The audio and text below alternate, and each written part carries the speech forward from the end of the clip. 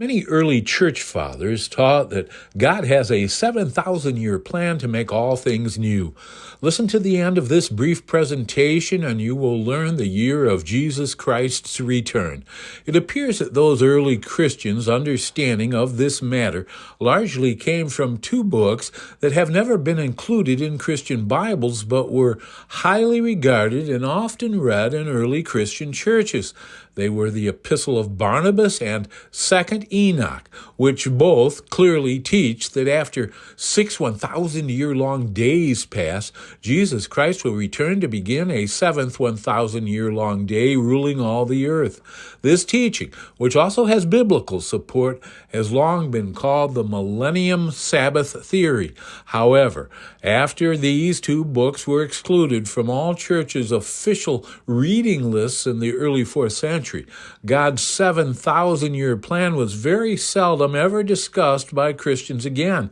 That is, until the 1650s, when the Archbishop of Canterbury, James Ussher, published his Annals of the World, in which he presented his studies of Bible chronology, saying that God created Adam and Eve and everything else in our universe in 4004 BC. His date for creation was then widely accepted throughout the Western world for almost 200 years. However, when scientists then began to present strong evidence that the earth and life on it, including human life, has existed far longer than 6,000 years, most people, including most Christians, began to reject Ussher's understanding of the Scriptures. Today, his date for God's creation of our universe and of Adam and Eve is accepted by very few people,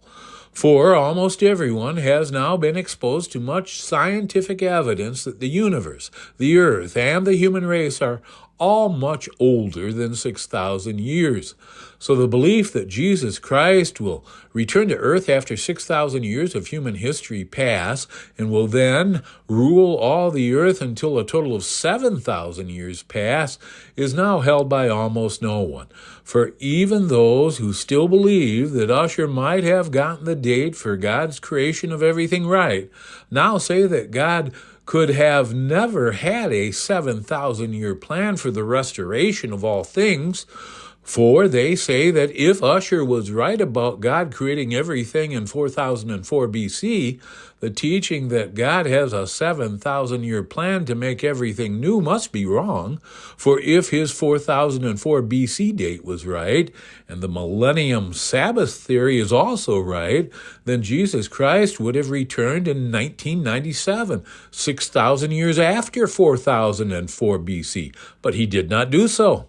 However, I contend that God's 7,000-year plan to make everything new did not begin to run at the time of Adam's creation. For as this book convincingly shows, the Bible indicates that God created Adam in 4005 BC and that he created Eve 40 years later in 3965 BC, at which time she persuaded her husband to disobey God with her in Eden, and that it was then that God's 7,000-year plan began to run. And this means, according to the Millennium Sabbath theory, that Jesus Christ will return to begin his 1,000-year reign 6,000 years after 3965 BC in the year 2036,